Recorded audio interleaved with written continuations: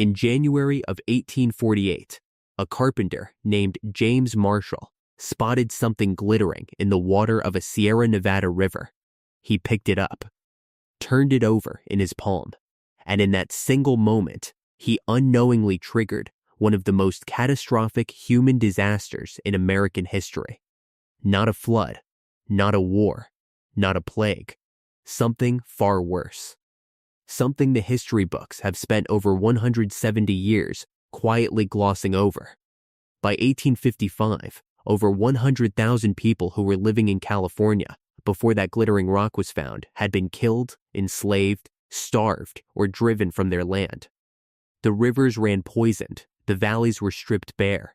Entire civilizations, some that had existed for thousands of years, were erased in less than a decade. And the men responsible? They were called heroes. Their names are carved into the streets of San Francisco to this day. This is the gold rush the textbooks don't teach. This is the story of what gold fever actually costs and who always ends up paying the price. Stay with me, because the deeper this story goes, the darker it gets. To understand what was lost, you have to understand what was there before the gold was ever found. California in 1847 was not an empty wilderness. It wasn't some untouched frontier waiting to be claimed. It was home. For hundreds of indigenous nations, the Miwok, the Maidu, the Ohlone, the Yana, the Pomo, the Yokuts, and dozens more, California had been home for at least 13,000 years. Let that number sink in for a moment. 13,000 years. While ancient Egypt was still being built, while Rome was still centuries from existing, while the entirety of recorded human history was still getting started, people were living, farming, fishing, governing, and thriving in California. By the mid-1800s, California was the most densely populated indigenous region north of Mexico. Scholars estimate there were somewhere between 150,000 and 300,000 native people living there. They weren't wandering nomads. They built permanent villages. They managed forests and grasslands with controlled burns so precise that modern ecologists are still studying their techniques. They traded across hundreds of miles. They had legal systems, cultural ceremonies, art, language, medicine. The Spanish had arrived and disrupted much of this beginning in the late 1700s, forcing thousands into the brutal mission system. But many communities survived, adapted, and held on. And then James Marshall bent down by the American River, and everything changed. The news of gold spread slowly at first, and then all at once. By the summer of 1848, newspapers on the East Coast were printing stories that seemed almost too good to be true. Ordinary men were pulling fortunes from California riverbeds with nothing but a pan and their bare hands. The U.S. had just acquired California from Mexico as part of the Treaty of Guadalupe Hidalgo, signed just days after Marshall's discovery. The timing was almost impossibly convenient, and then President James K. Polk confirmed it in a December address to Congress. California gold was real. The rush was on. But that's not the strangest part. What came next wasn't just a migration. It was an invasion, one of the fastest and most chaotic mass movements of human beings in recorded history. And California's indigenous people were directly in its path. In 1848, there were roughly 14,000 non-native settlers in all of California. Within 3 years, that number exploded to over 250,000. Think about what that means. In less than 36 months, a population grew by nearly 2,000%. Cities materialized out of bare earth. Forests were clear-cut. Rivers were redirected. Mountains were blasted apart with hydraulic cannons. The scale of transformation was almost incomprehensible. San Francisco went from a sleepy port village of around 1,000 people to a chaotic, lawless boomtown of 25,000 almost overnight. Streets were paved with shipping containers because there was no time to build anything better. Sailors abandoned their ships in the harbor to go mine for gold, leaving dozens of vessels just rotting in the bay, some of which are still buried under the streets of the financial district today. Every man who arrived believed he was going to get rich. Most of them didn't. The brutal reality of the gold rush was that for the average miner, there was very little gold. The lucky strikes happened early, in 1848 and early 1849, when surface deposits were still plentiful. By the time most of the 49ers, the famous wave of fortune seekers who arrived in 1849, got to California, the easy gold was already gone. What remained required hard labor, sophisticated equipment, and significant investment. Individual panners were steadily replaced by mining companies with capital. The dream of the lone prospector striking it rich gave way to the reality of men working as employees for a daily wage in someone else's mine. And yet they stayed. They stayed because turning back meant admitting defeat. It meant crossing 2,000 miles of mountains and desert to return home, broke and humiliated. So they stayed, and they needed food and land and resources, all of which belonged to someone else. This is where the story takes a dark turn. The miners needed to eat. They needed wood for shelters and fires. They needed land to camp on. And surrounding the goldfields, living in the forests and valleys that the miners were tearing apart, were the people who had always lived there. At first, some indigenous people participated in the early gold rush. Some Miwok and other groups worked alongside miners or traded with them. A few even found gold themselves, but that period of uneasy coexistence collapsed almost immediately. As the easy gold dried up, as competition increased, and as thousands more desperate men poured into California, the attitude toward indigenous people shifted from indifference to hostility to outright violence with terrifying speed. Miners began driving native people off their land by force. Villages were burned. Families were murdered for being in the way. Women were kidnapped and enslaved. Children were separated from their parents and sold as laborers, a practice that happened openly, with the knowledge and often the active participation of local authorities. And what makes this even more disturbing is what California's own government did about it. Peter Burnett, the very first governor of the newly admitted state of California, stood before the legislature in January of 1851 and gave a speech that should have echoed through history as one of the darkest moments in American political life. Instead, most Americans have never heard of it. He said, plainly and without hesitation, that a war of extermination would continue to be waged between the races until the Indian race becomes extinct. Read that again. The sitting governor of an American state, in an official address, called for the extermination of indigenous people. And then the state funded it. What investigators discovered in the historical records next was even more shocking. Between 1850 and 1860, the California state government paid out nearly $1.5 million in reimbursements to militia groups and private citizens for what were officially called Indian killing expeditions. These weren't soldiers. These weren't law enforcement officers operating under any legal framework of warfare. These were groups of men, sometimes as few as 5 or 10, who rode into indigenous villages, massacred the residents, and then submitted a bill to the state government. And the state paid it. The federal government contributed too, eventually reimbursing California approximately $1.1 million for these same campaigns. You and I would call this what it was: state-sponsored genocide. And in 2016, California Governor Gavin Newsom's predecessor, Jerry Brown, formally apologized, using the word genocide explicitly. Then in 2019, Newsom himself issued a formal apology, the first sitting California governor to do so in the state's history. But an apology, 170 years later, can't fully account for the scale of what happened. In 1845, there were an estimated 150,000 native people in California. By 1870, just 5 years later, that number had fallen to approximately 30,000. Some historians put the figure even lower. In a single generation, roughly 80% of California's indigenous population was gone. Killed, enslaved, starved, driven into deserts to die. This didn't happen in the shadows. Newspapers covered many of the massacres openly. Local officials reported them to the governor's office. Some people objected. But the objections were quiet, and the killing continued, and yet almost none of this appears in the standard American history of the gold rush.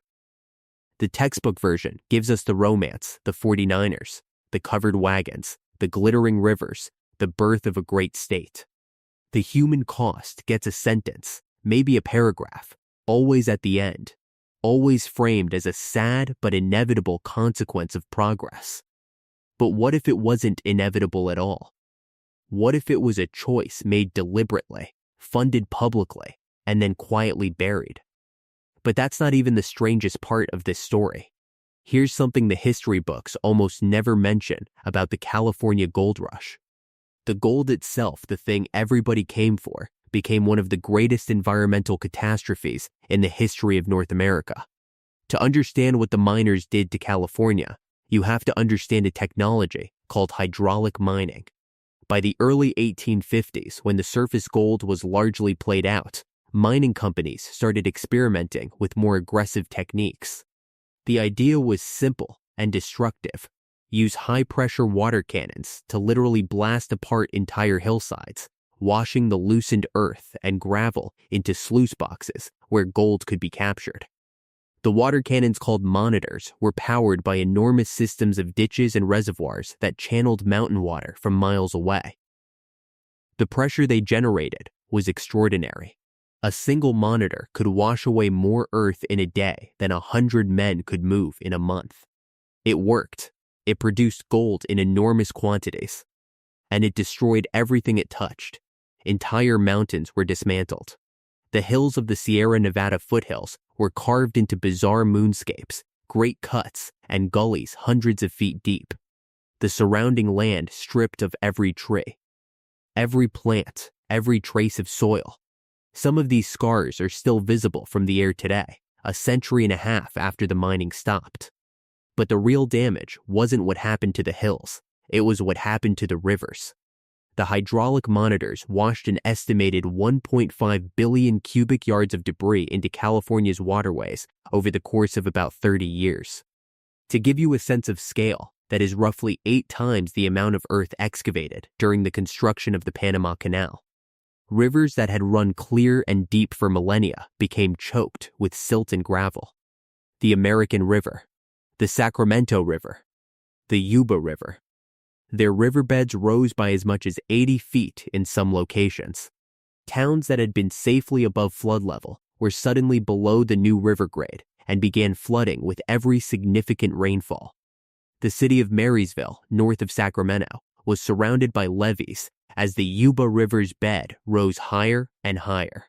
Farmers in the Central Valley watched their orchards and fields disappear under a gray sludge called slickens, the fine debris from hydraulic operations that spread across the valley floor like slow concrete.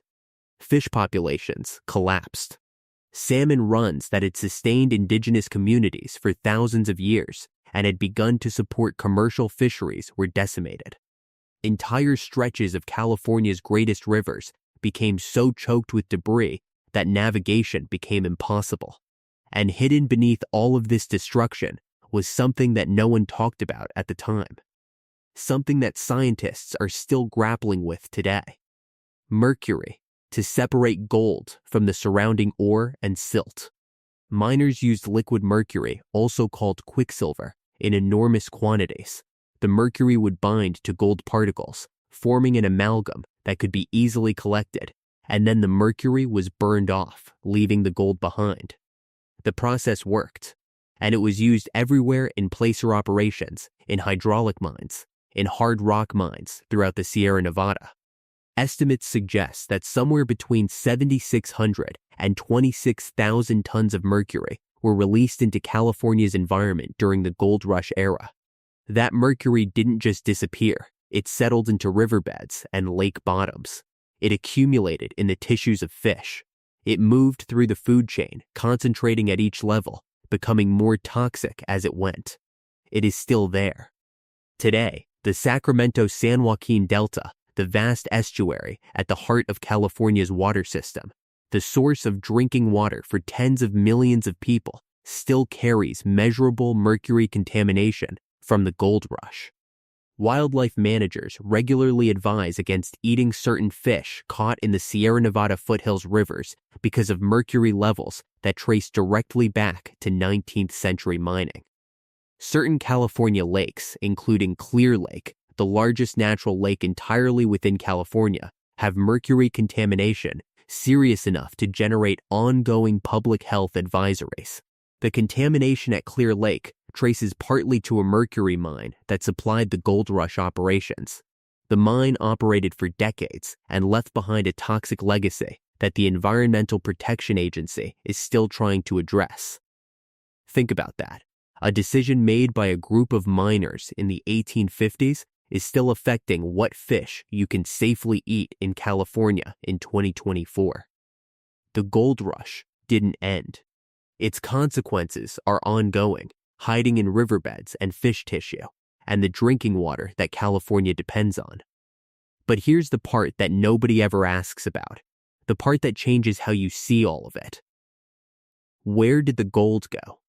Hundreds of millions of dollars in gold was extracted from California. Some estimates put the total value of gold rush era production at over $2 billion in 1800s money, which translates to hundreds of billions in today's dollars. It came out of the ground at extraordinary cost in human lives, in destroyed landscapes, in poisoned rivers. And then it disappeared into the financial system. Some of it funded the Union during the Civil War. California gold helped Abraham Lincoln keep the North's finances afloat during the darkest years of the conflict. Without California's gold production, the economic history of the Civil War might have looked very different.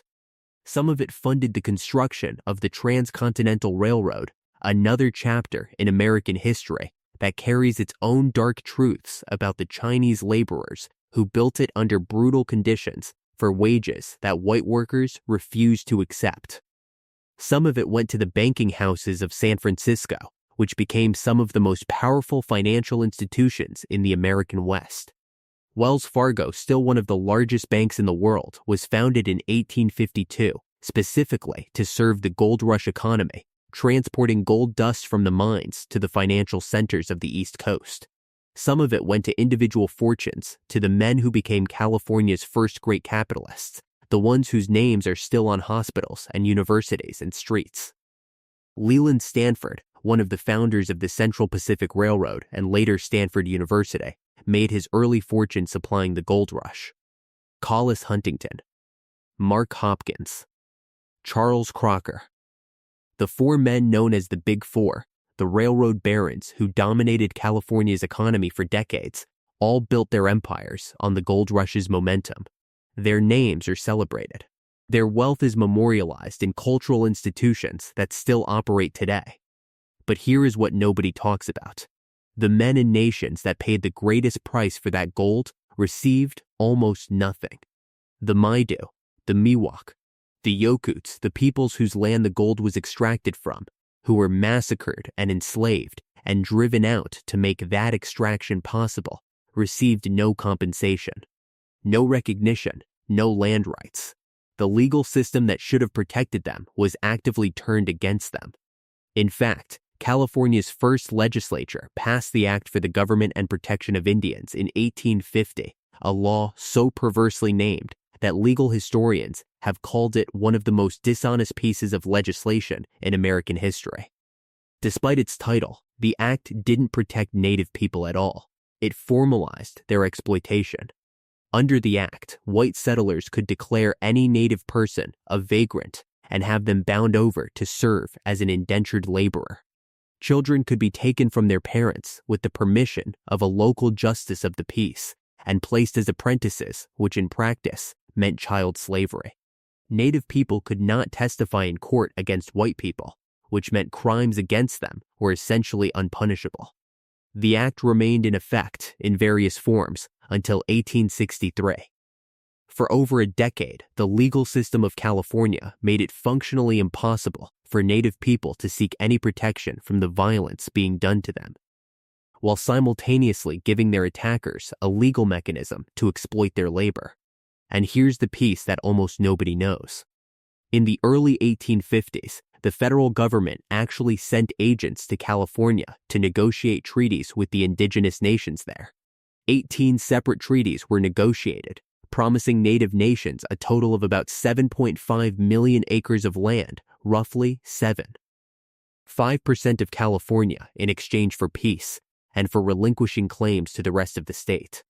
The California legislature responded with outrage. The state's U.S. senators lobbied Congress aggressively. The treaties were rejected and sent to the Senate archives, where they were classified and kept secret for over 50 years. The native nations who had negotiated in good faith, who had given up their claims to millions of acres of land in exchange for those treaty promises, received nothing. And for half a century, no one outside the Senate archives even knew the treaties had existed. When they were finally discovered and made public in 1905, the damage was complete. The land was long gone. The people were gone. The treaties were legal curiosities, historical footnotes, proof of a betrayal so complete that it is still almost impossible to fully absorb. But the story doesn't end there. Because the gold rush didn't just destroy what was already in California. It transformed what California became, and the consequences of that transformation are still shaping American life in ways that most people never connect to a carpenter's discovery in a January riverbed. The gold rush created modern California. That sounds like a compliment, but stay with me. Before 1848, California was a distant territory of uncertain status, sparsely populated, economically marginal. The gold rush turned it into an economic powerhouse almost overnight. The population growth, the capital formation, the infrastructure investment, all of it was extraordinary and fast. But the social structures that formed in that crucible of chaos and greed were deeply, foundationally unjust, and many of those structures became permanent. The racial hierarchies established in the gold rush era didn't end when the gold ran out. They calcified into law, custom, and economic structure. Chinese miners who had come to California in large numbers during the rush were targeted almost immediately. A foreign miners' tax was instituted in 1850 and then repeatedly reimposed in modified form specifically to drive out Chinese competition. Anti-Chinese violence was widespread and often deadly. The hostility that began in the mining camps eventually produced the Chinese Exclusion Act of 1882, the first and only federal law to ban an entire ethnic group from immigrating to the United States. That law remained in effect until 1943. Mexican miners, including Californios, Mexican citizens who had lived in California for generations before it became American territory, were driven from the mines by violence and legislation. The Treaty of Guadalupe Hidalgo had promised them full rights as American citizens.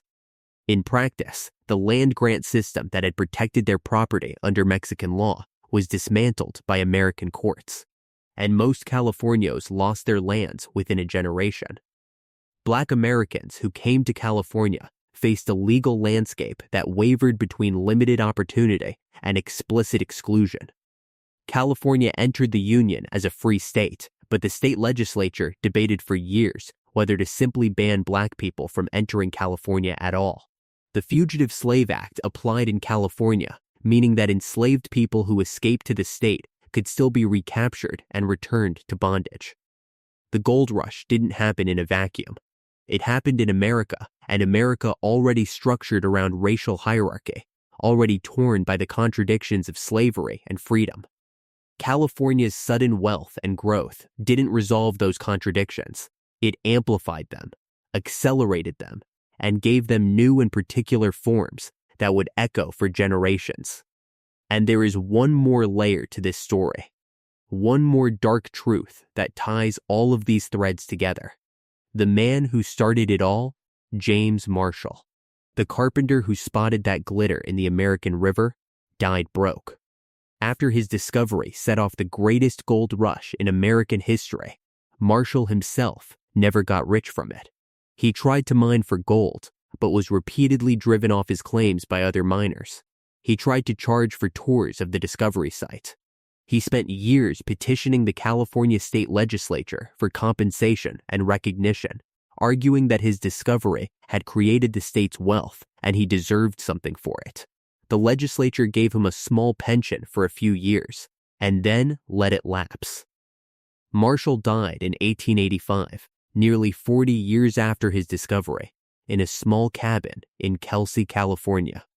He was so poor that neighbors had to pass a collection just to pay for his burial. The man who triggered the transformation of California into one of the wealthiest places on earth died without enough money for a proper funeral. John Sutter, the landowner on whose property Marshall made his discovery, fared only slightly better. The gold rush destroyed his land holdings.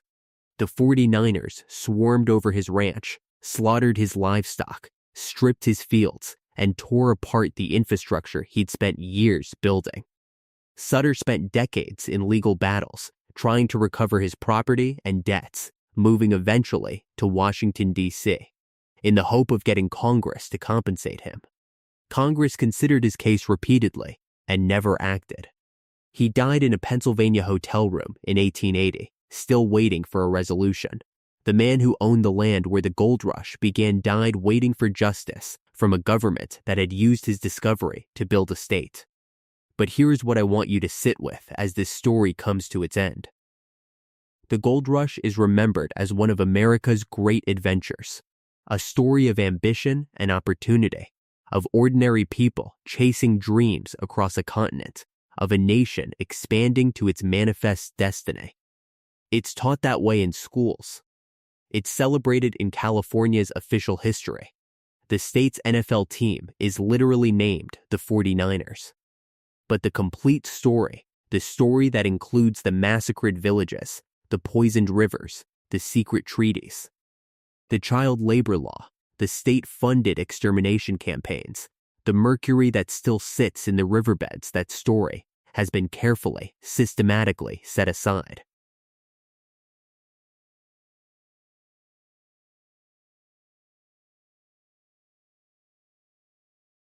Not forgotten, exactly. Historians have known this history for a long time. The records were always there, in the state archives, in the Senate documents, in the journals and letters of people who lived through it. The massacres were reported in newspapers at the time. Governor Burnett's extermination speech was publicly delivered to the legislature. This wasn't a secret, it was a choice about which parts of the story counted as history and which parts could be quietly filed away. And that choice has consequences that extend far beyond California. Every time a society decides that the costs of its founding were worth it, that the people who paid those costs were necessary sacrifices for a greater good, it builds that justification into its foundation. The reasoning becomes self-reinforcing.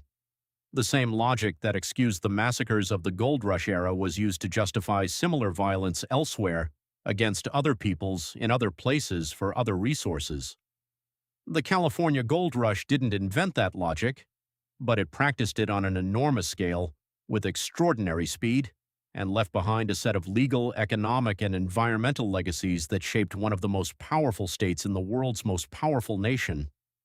California is wealthy today, in significant part, because of what happened in those hills between 1848 and 1860.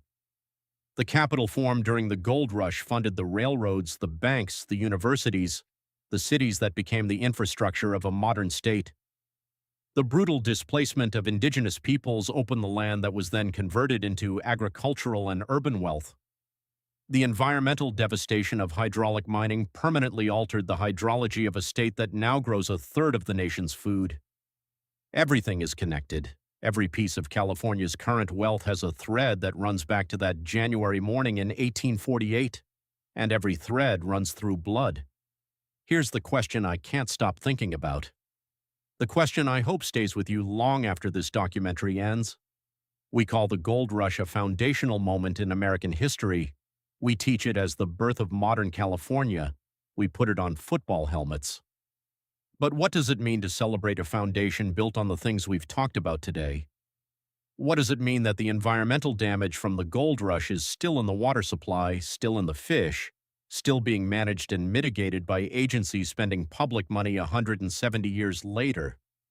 What does it mean that the legal mechanisms used to dispossess and exploit California's native people were debated openly, passed publicly, and only apologized for a century and a half after the fact? What does it mean that James Marshall, the man who started it all, died too poor to buy his own coffin? History is not just what happened. History is what we choose to remember and what we choose to forget. And both of those choices tell us something about who we think we are. The rivers of the Sierra Nevada are still there, the Mercury is still in the silt, the records of those secret treaties are still in the National Archives, the descendants of the peoples who survived are still in California, still fighting for recognition, still pushing back against a history that tried to write them out of existence. The gold rush isn't over, not really. Its consequences are still unfolding. And maybe the most important question isn't what happened then, but what we decide to do with the truth of it now. That question doesn't have a comfortable answer, but I think it's the only question worth asking.